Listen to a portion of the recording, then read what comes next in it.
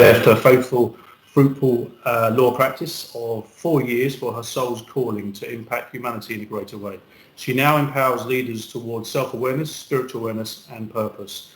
She bridges ancient spiritual principles with the latest in science and braids it into easily digestible and practical ideas. She is a certified transpersonal coach and a Kundalini yoga instructor. Did I pronounce that correctly? You got it. Oh, good stuff. Okay. Some of her greatest accomplishments include speaking at a TedX conference in 2018, becoming a mother of 2 beautiful children, and working with some of the world's finest leaders and companies. That's a pretty impressive resume. Anything you want to add to that? Nope. Complete.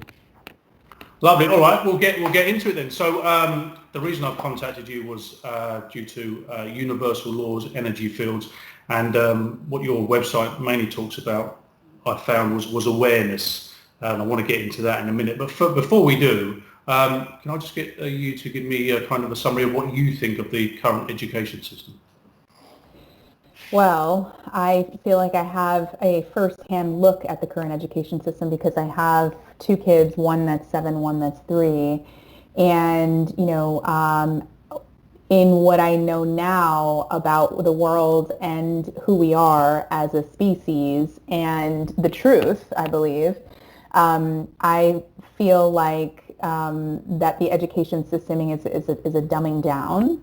I feel like there is nothing that promotes individuality or lets us know what this universe really is and who we really are as a species. And I mean, all the things that we're going to talk about today, when I first started to unravel and become more aware about the truth of who I was, the first thing I thought was, I can't believe that we're not learning this in school, because it's fundamental to our success, to every interaction, to the relationship, to really who we are and our human race and the future of the world. So the education is not, it's there. The words that come to mind is like, I don't see the point in the education system as it is. I completely agree with you. Would you say you saw? I know I did. I came out of university completely lost, and I didn't even realise that at the time. It's taken me until I'm in my later 30s to kind of piece things together. Did you suffer as a result? Yes, absolutely. I also came out very lost. I also didn't know who I was. I didn't know what to do. I felt like I had all this knowledge of like useless knowledge. I didn't know how to communicate. I mean, all the basics of what it means to be successful. I didn't, like self-esteem, self-confidence, communication, what it means to be a leader. I didn't know how to do any of that, and I had to figure it out on my own. So yes, it felt like a lot of years of going around in circles, of suffering, of numbing, of not knowing what to do with myself and what I was experiencing until I figured it out, and now I had to teach myself. And I think I've asked you this before when we first spoke. Well, what was the trigger point to learning this information? How did you come across it? So what came across was really necessity. I had just opened up my law firm. I'd been in business for about a year. The first year was very, very difficult. I was experiencing a lot of financial difficulty, and I was drinking heavily. I had all these habits. I was self-sabotaging, and I remember not understanding why things weren't working out. I'd hit rock bottom, and somebody had come along the way and given me a book, and the book itself was about meditation and manifestation. And I didn't know at the time that it was meditation. I didn't really know at the time that it was manifestation, but I did everything that the book said because I was at that moment desperate. And within a week, I had created my own solution very synchronistically. And I remember feeling, wow, what a coincidence. Is it a coincidence that this book told me that I can do this and that I was able to do this, or did I really just do this? And that opened up a whole world for me of wow, is there this power within me? And I started to question, and then I kind of lost my way again. And then what really was the catalyst was becoming a mother and having a daughter, and knowing that everything that I did, every breath I took, every thought I thought, the way that I felt about the world was going to affect this child. Because I'm very scientific. I was pre-med in college, so I was studying epigenetics. I was studying, very fascinating and curious about the world and what it means to be a mother and what really happens in the womb energetically. And that really is what opened up the space for me to have this openness to consciously evolve myself and to even realize that I could do that. And then as I started to see myself shift, the whole world changed. Well, that's fascinating. And something you said there, and I think I can relate to, was you said how you lost your way again. What is the difference between knowing your way and the feeling of being off your path? Can you make that distinction? Sure. And so thank you for bringing that up. What's interesting is you never really lose your way. There is no such thing as losing your way because everything is perfect in the universe. However, I for sure, I was living in a state of unconsciousness. I was not conscious and intentional about what I was doing. Instead, I was in a space of being on automatic pilot, living life by default. And that's what I mean by I lost my way. I lost myself. I forgot. I was back into the world of the forgotten.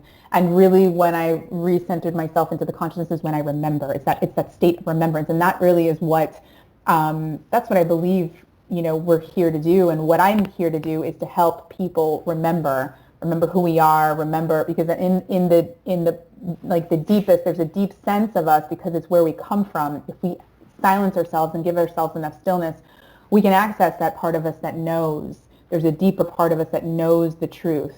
And part of the problem, part of the challenge is that we are, there is an enormous amount of noise happening in the world, especially with social media and there's just so much noise because of the society that we've been brought up and we haven't been trained to sit and think and to sit and be stillness. But when we do take the time to do that, we do access that knowing. Yeah, it's something that happened to me as well. I don't know if it's similar to you, but when I wasn't being true to myself, for want of a better phrase, I felt resistance. I felt stressed that something was kind of pushing against me. It was almost like, when you have you go bowling and you have those buffers down the lane for people who aren't particularly good or little children. It's like that. I felt that I was going down these avenues that I wasn't meant to be going down, and these buffers were pushing me back, like pushing the ball back. And I felt resistance, but only when I kind of got to the point where I accepted who I was and that understanding that's always been there. It's always been there, even in my teenage years. Once I accepted that, things came easily. Can you relate to that?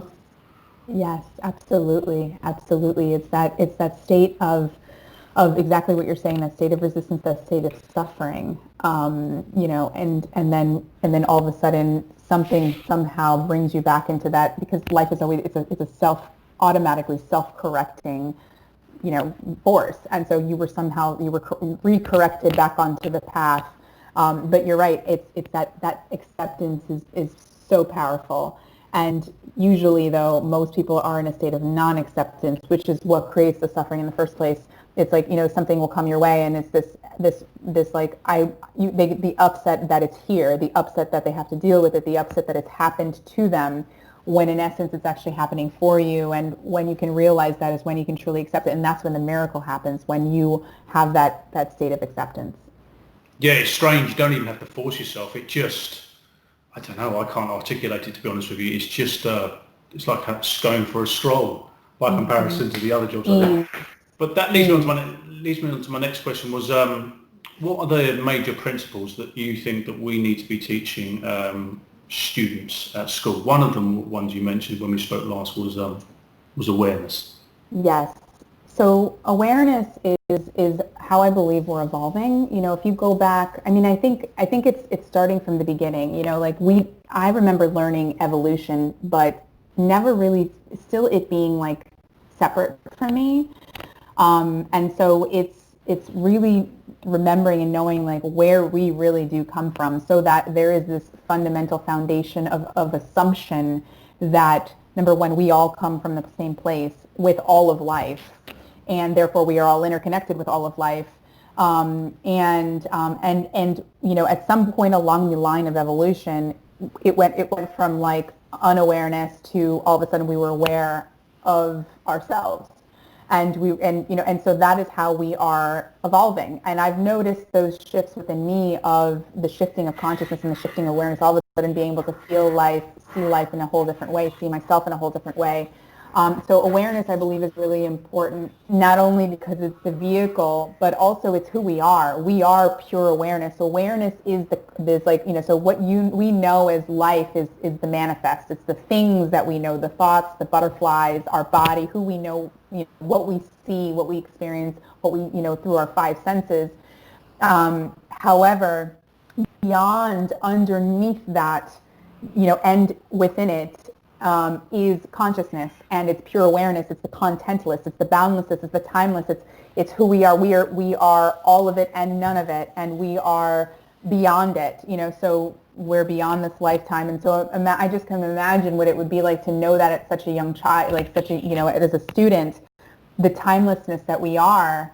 And that right there provides this like beautiful level of detachment. It's really powerful when you can experience yourself as that silent witness, you know, where you all of a sudden it's that separation between you and the material. So that's awareness. So awareness is obviously important. How to develop that awareness within yourself, how to experience it, you know, tools like meditation and mindfulness, how to access it. The other thing, basic things are, you know, the truth of what this world is, the truth of who we are, the fact that we are interconnected to all, the fact that, you know, we influence all, the quantum physics, you know, the fact that we're observers of our reality, that we have these powers within us that is inherent and innate, and everybody has access to it. The ability to feel and experience, and the fact that we live in a universe that is energetic, and that we also are energy, you know, and I feel like we're living in the middle of this illusion that everything is solid and everything is material, and like, let me buy, let me sell, let me save, let me work 9 to 5, you know, and yes, that's important because that's what makes us human. And there's also the missing component of the fact that we're spirit and that we're energy. And what would that look like to look through life through both, that integration? And what would our relationships be like if we looked at people in that way also, and all of the energetic principles that have to do with us and you know, our relationship to everything around us and everyone around us.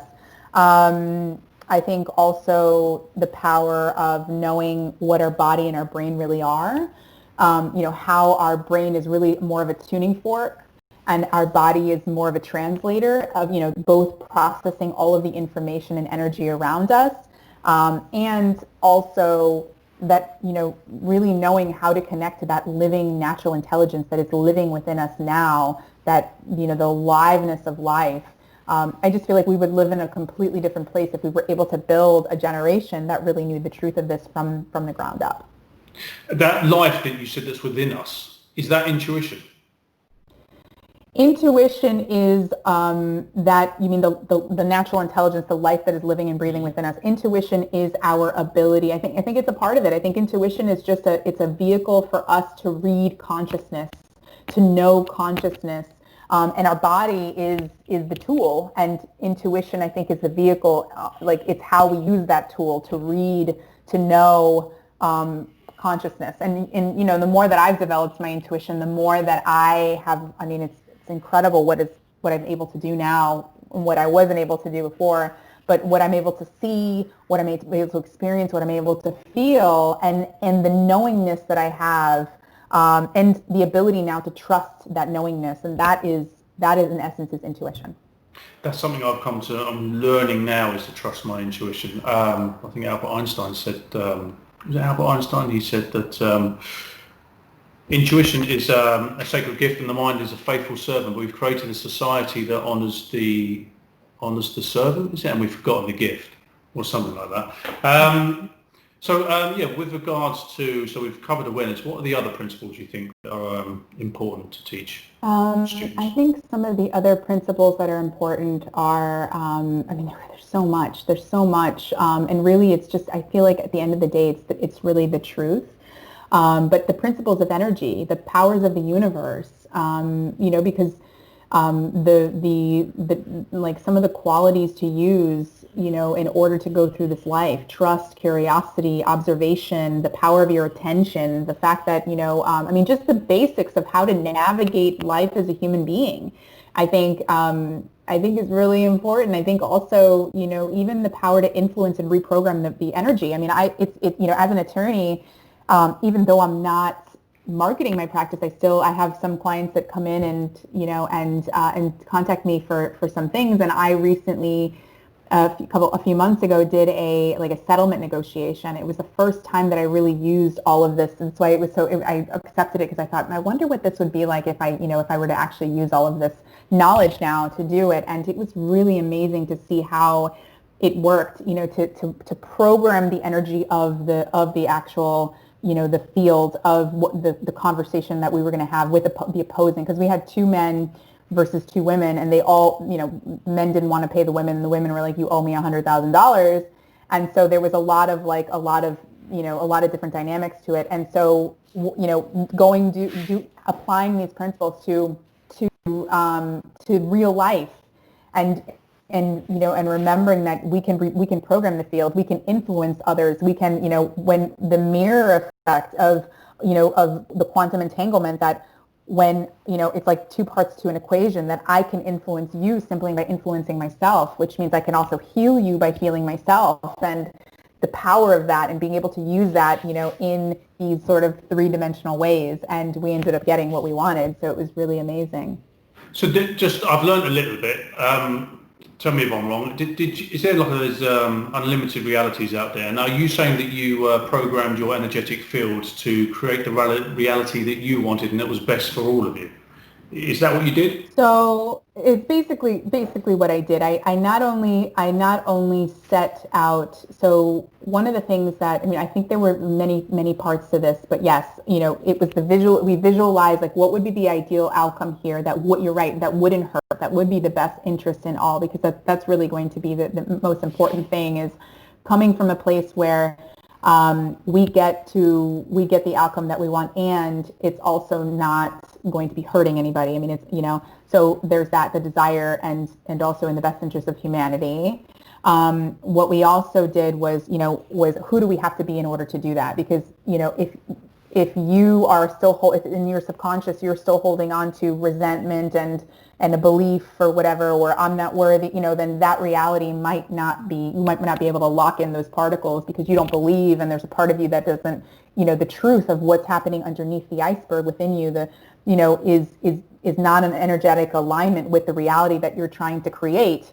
Then it might not come to fruition. And so there was a lot of individual work that we had to do as well, where we had to use the feedback of the reality, use the feedback of the mirror of what this person was, because what these gentlemen were triggering within these women, and then resolving all of that also, so that they can be raised to an energetic match with the reality that they're trying to create, as well as then visualizing and holding that reality, as well as then showing up with an open heart, so lots of layers, so that we can also influence the other side, so that they show up in the best self possible, so there was a lot of layers that, trying to hit all of them, and we were able to receive what we wanted. It was a little bit of a compromise, but yeah. But this is something that everyone is unconsciously doing all the time, right? Unconsciously doing what? So the way you present yourself, your energetic field, what you're manifesting, I guess, it's all the time, but people aren't aware of it. We did speak. Why don't you think this is taught at school? And why does it get such a bad rap? Even sorry to interrupt you, but even beyond school, it still gets that. It's definitely more prevalent now. It's definitely becoming more popular. But it was too esoteric before. Yes. Yeah. I see the countries are, when I put myself in their shoes, I can see why they wouldn't put this information in there. Why would you withhold any information it's usually fear, it's a loss of control, it's, whatever trauma they've experienced or whatever they're afraid is going to happen. So, they're whoever's running because I feel like the countries are being run like a business, so what would you do? You wouldn't want to give people too much power because you don't want to be overrun. You want to be able to control just enough to be able to push whatever agenda you've got going on. And so I think that's why. I just think, I've read quotes from people, from the founding fathers, like that they knew something. Like, people early on knew that we had some power within us. I mean, I've read it. I've read quotes of some of these,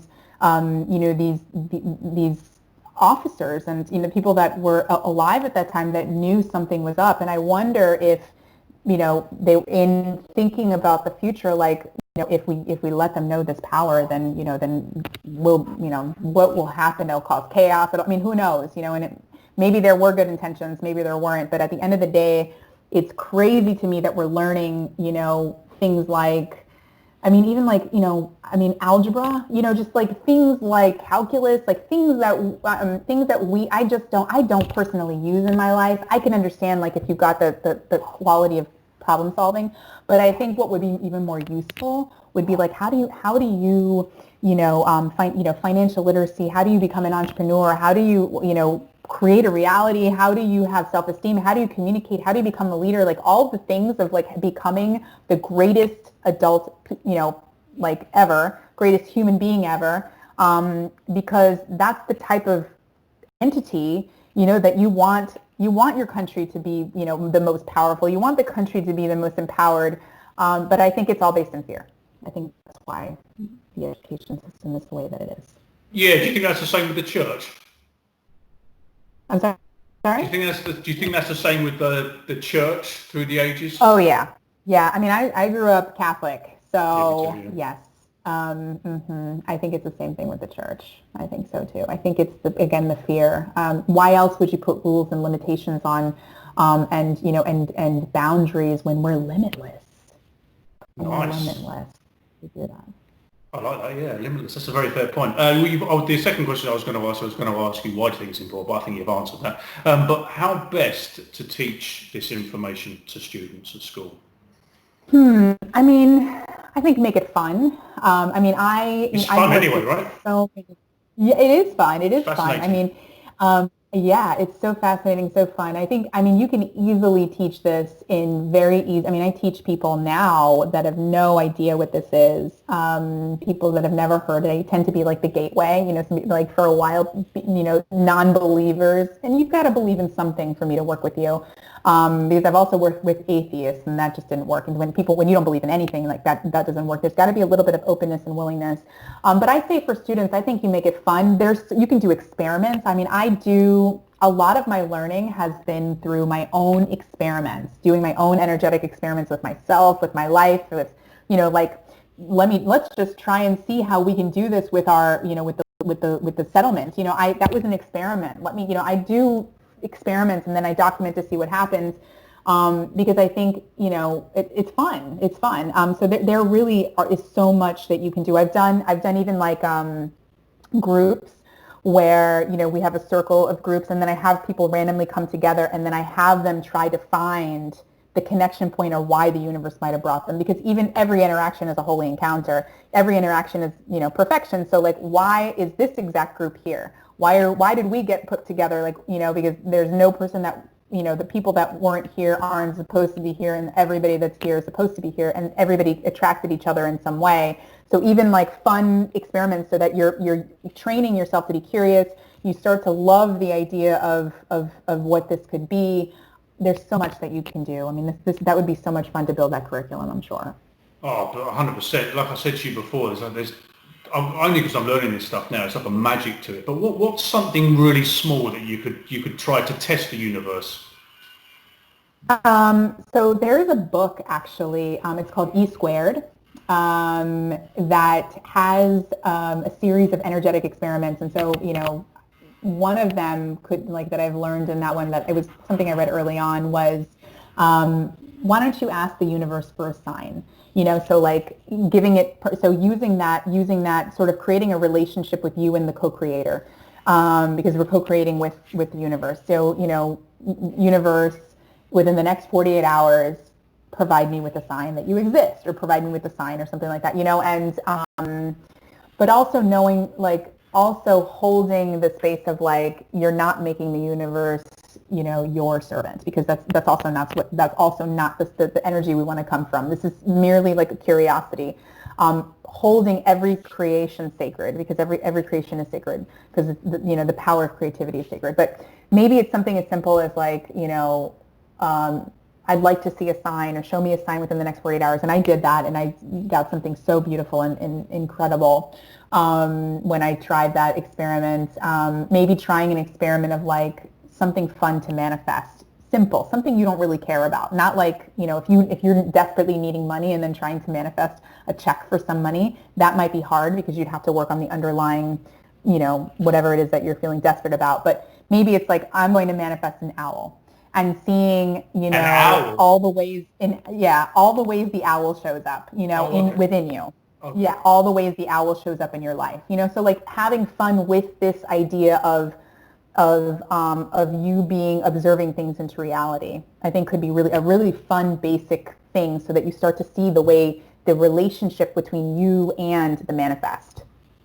So just to, like, say, for example, let's say a cup of coffee. Would you would practice and you'd visualize yourself having a cup of coffee, holding it, it's hot, so on and so forth. You drink it, but it's given to you. Let's say the coffee is given to you. Do I have to practice the feeling of it being given to me and feeling grateful for it? Is that the process? So you're talking about the basically, like, manifestation. Yeah. Yes. So that's one way that you can, absolutely. That's a powerful way to manifest something, is to experience it as if you have it already. Because once and really all you're doing is you're embodying the belief, embodying the qualities of, I have this cup of coffee in my hand right now. And so one way to do that would be through visualization. So you could close your eyes, and you could imagine yourself. And let me tell you, you can probably get very close to actually smelling the coffee, to actually feeling the coffee touch your lips, the warmth, to holding the mug and how heavy it is. You could probably even feel the weight. You could really experience it. And then from there, like, feeling the warm coming down your throat, and, and fully experiencing that, and appreciation for it. And then you never know, somebody might show up with a cup of coffee. And I don't know why I'm giving this to you, but I felt compelled to make you a cup of coffee. It's funny how, and surprising and spontaneous how all of a sudden the unexpected comes, but it does work. It does work. Yeah, I've tried a couple of things. Yeah, okay, that's fascinating. That the number one is going to be to believe. You have to believe. If you don't believe, there's a part that, the beliefs run. It's whatever's the strongest. If you don't believe this is possible, then come in maybe with something curious, like, let me just be open and see if this is true. Let me just, yeah. Well, what about something that I know I do, and I think it stops me from manifesting things, is that I'm like, well, where is it then? Do you know what I mean? Like, after sort of 3-4 days, I've asked for it, I've embodied it, but then apparently once you do that, you're putting the energy out of that you don't have it. It's a lack of, and the universe always responds, always says, yes, you don't have it, and that stops it from coming. Is that right? Well, I don't know if it stops it, because it's, but for certainly it might not come right when you want it, and so that's why I'd mentioned the parameters, even like creating parameters like within the next 48 hours, because it technically could come indefinitely. You didn't necessarily say to come within 2 hours, 3 days, or 4 days, or whatever. You have an expectation of when you want it to come, and you weren't clear as to when you were expecting it. Okay. The second thing is, if it hasn't come and you're still, oh, well, it's not, it's not here, or why isn't it coming, then there might be something underneath all of it. There might be something about belief, about whether this is true.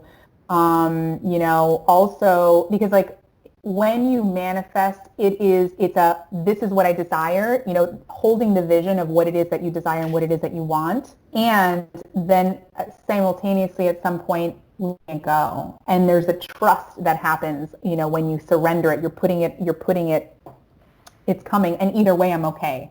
I accept that if it doesn't show up, I'm good, and also I really desire it. So there isn't that gripping and desperate, like I need this, because like I need this means I don't have it, and like you said, it means scarcity. So it is more of an intention and a trust that it's coming, and even going so far as to how can I take a step in preparation for this. So now you're not only waiting, you're getting ready. So instead of waiting, it's a shifting to getting ready. You're preparing. What can I do to prepare for this when it arrives? That's how much I believe.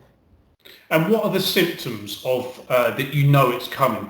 Are there any kind of signs? What about the feeling of excitement and you don't even know why? There's nothing in the physical world, but you're feeling excited. Is that something? Yeah. Yes, absolutely. The feeling of excitement, the enthusiasm, it's coming. That is you having fun with the process. That's you believing, why would you get excited? You're excited because you believe it's actually coming, which, and there may be something that you feel. Your body is very intelligent. So even the feeling of excitement might be, something telling you that there's something on the way. But I would stay open.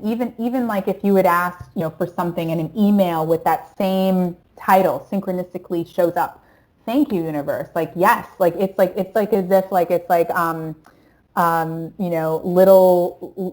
like it's like little bits of it are on its way. So if you saw something that was representative of whatever it is that you asked, even though it wasn't the exact thing, you welcome it, you thank it, you see it also as sacred, not like, oh man, there you go, I didn't get it. It's like, yes, thank you, universe. It's coming. I can see it. How exciting. All right. So what can I do to get ready? It's on its way. Wow, this definitely should be taught at school. So we've got awareness, embodiment, the power of manifestation and looking for signs. Is there anything else that you can think of that is important?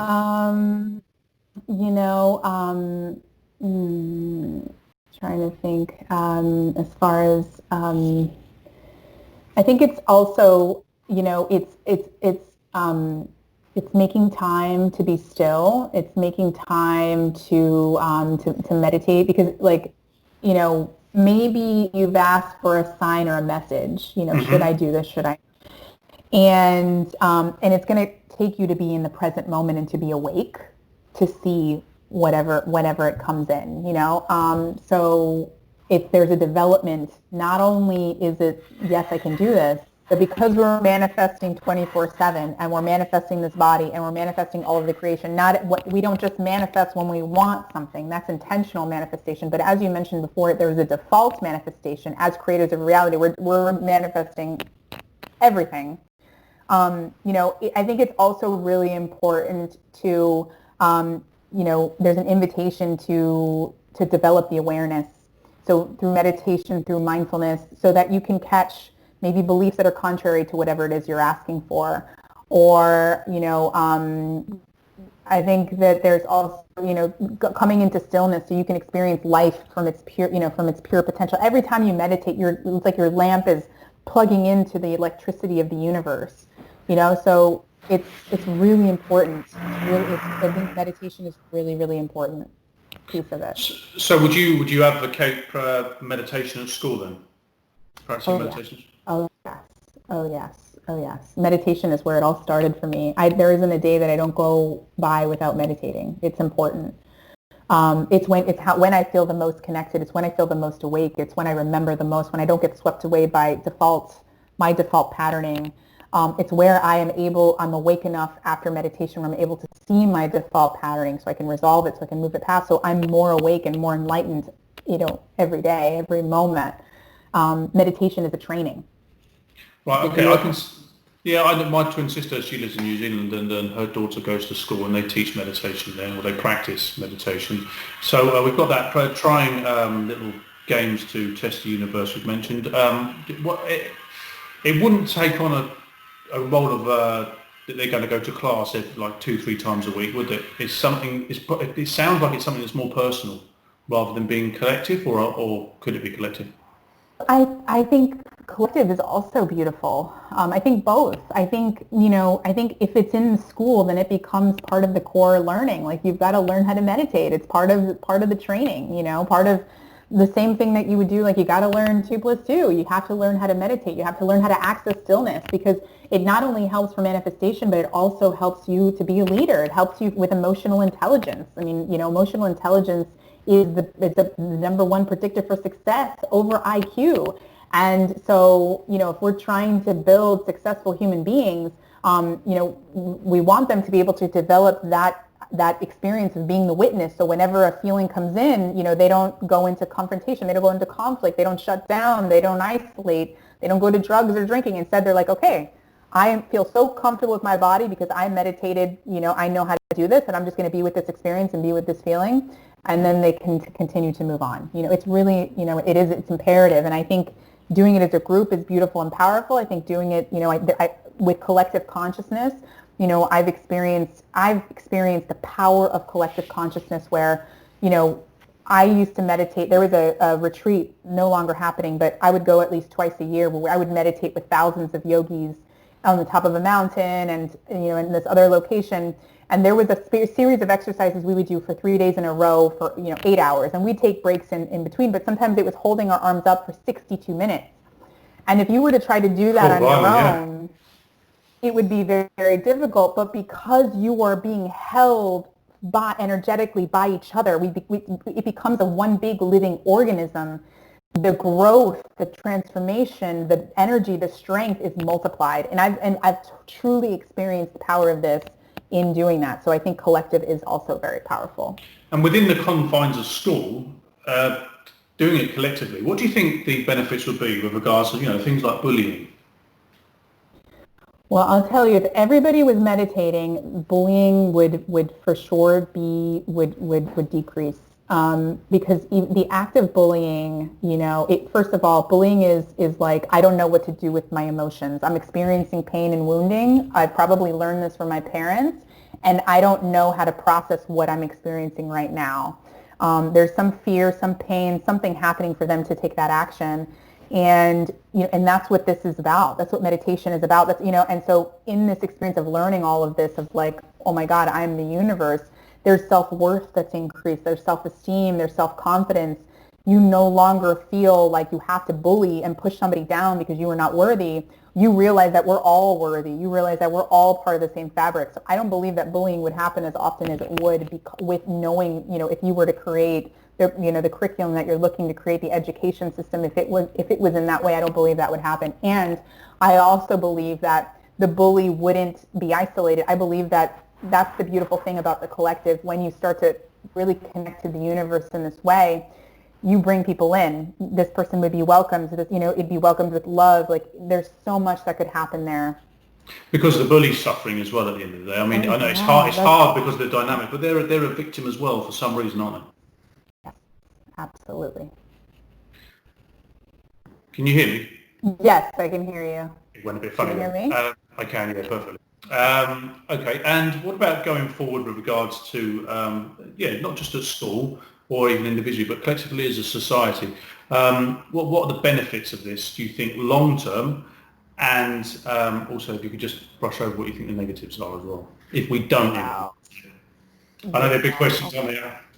I know, huge. I love it, though. So beautiful just to think about the vision of what could be possible if we had a generation like, we have the old self, all like the old education system, and all of a sudden we have this wave of new energy and access and openness. I mean, you'd see leaders, you'd see leadership, you'd see, oh my God, you'd see activism, strength with love. You'd see loving and knowing each other beyond race, color, political party. Like you would see a real true collective. You'd see peace.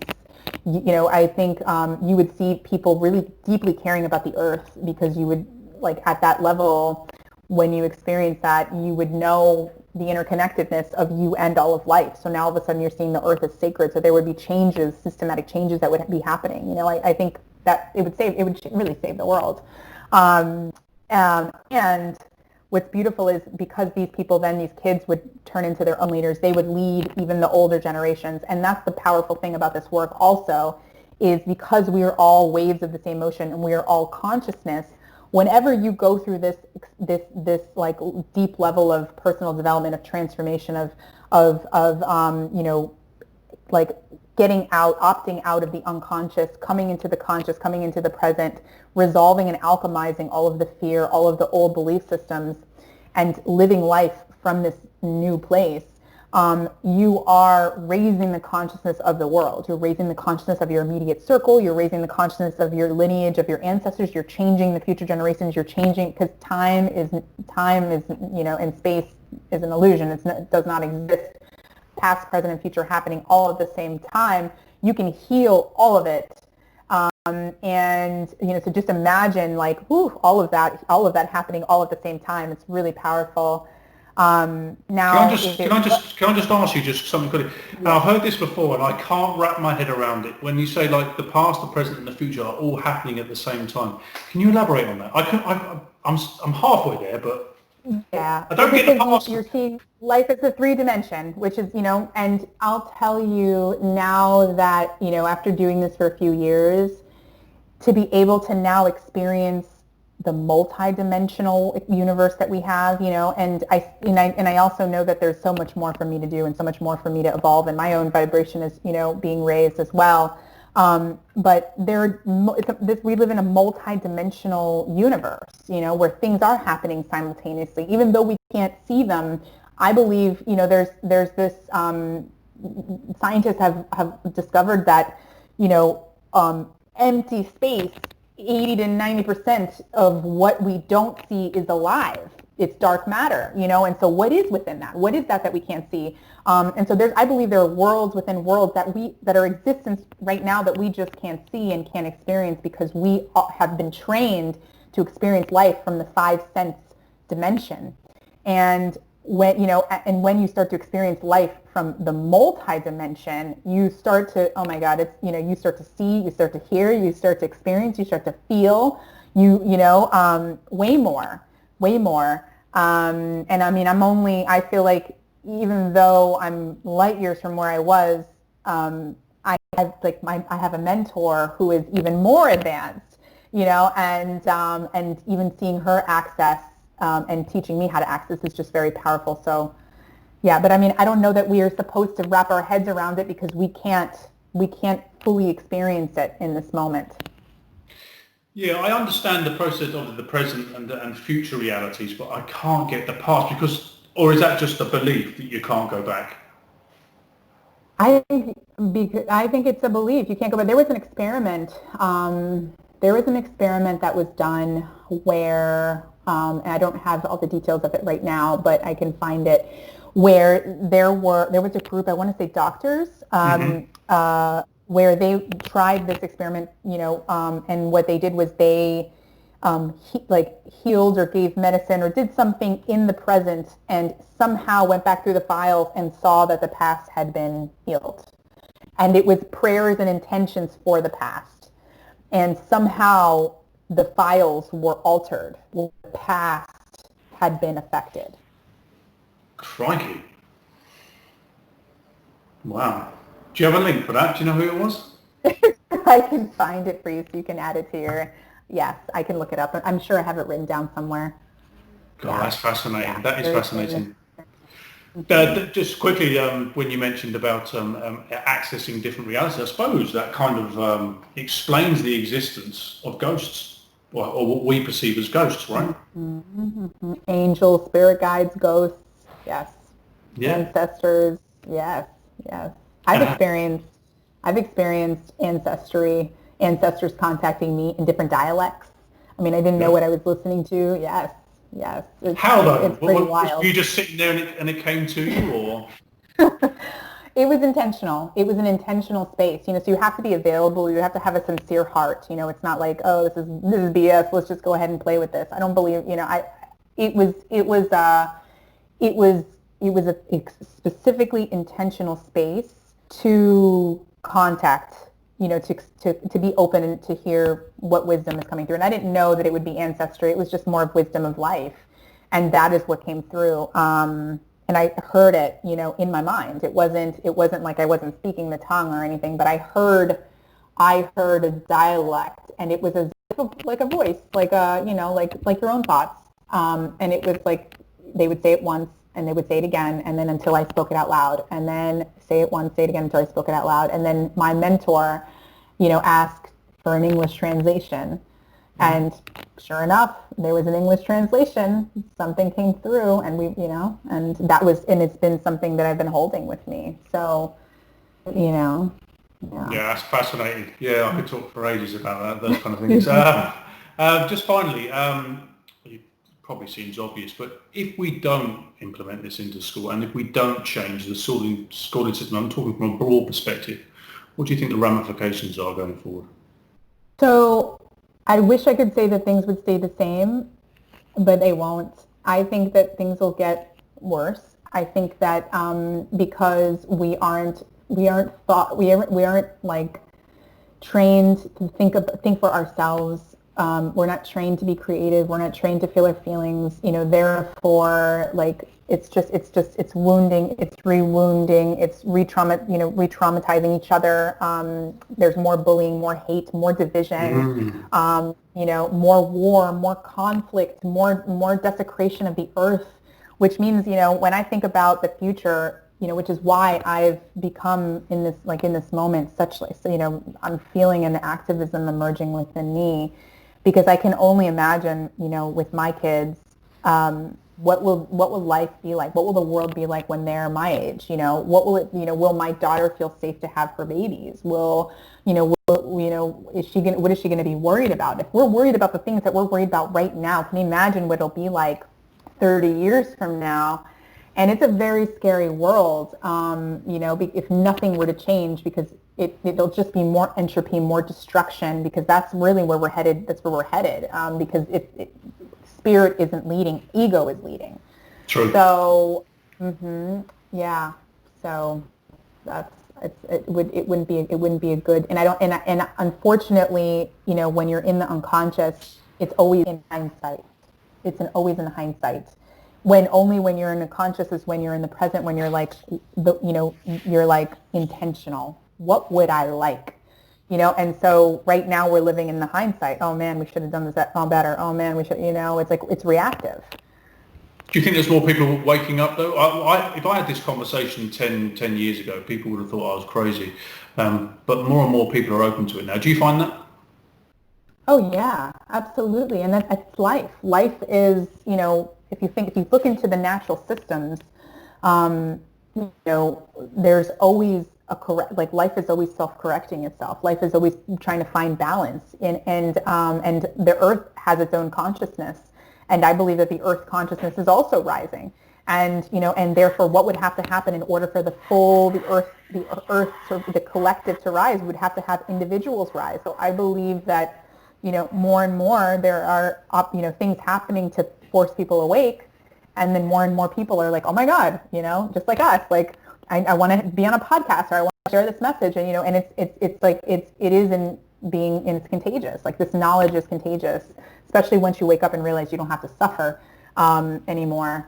You know, it's a totally different way of life. So yes, I believe that there's going to be more waking up. I also trust in the unfolding of life. I also trust that everything that's happening now is supposed to happen exactly as it is, you know, because I believe that right now we have our shadow, a collective shadow that's being shown to us. And so I think it's, you know, right now it's trying to help awaken. Like this podcast, I think is incredible, because you're, you know, what you're doing is you're like putting this information out for people to see. So it's creating an openness of like, what if? Why don't we? Like, you're provoking questions that they may not have asked themselves on their own. And so this podcast itself is a big vehicle for transformation. Yeah, thank you. Yeah, I want to get it into the schools. If we can, I mean, education really is fundamental for the future. If we can teach kids at a young age, then yeah, the possibilities are endless, right? Endless. Lovely. All right, well, we'll leave it there. I appreciate you coming on. But before we go, if people want to connect with you, seek you out, how can they do so? So they can go to my website, www.monica, M-O-N-I-C-A, as in Erica, Reyes, R-E-Y-E-S.com. And you can find everything you need to know there. If you feel like you want to know more about this, I always invite the listeners to feel free to, you can book like what's called a strategy session to see, like, can I go deeper in this? Can I learn more about this? Is there anything that I can experience? Can I provide guidance to you? And so I would also be happy to do that as well. And you can do that through timewithmonica.com. TimewithMonica.com. Okay, lovely. And what I'll do is I'll leave those links under the YouTube video. And anyone who's watching, please leave comments and hit the subscribe button. Other than that, we'll leave it there. Okay. Right. Thanks for coming on. I appreciate it.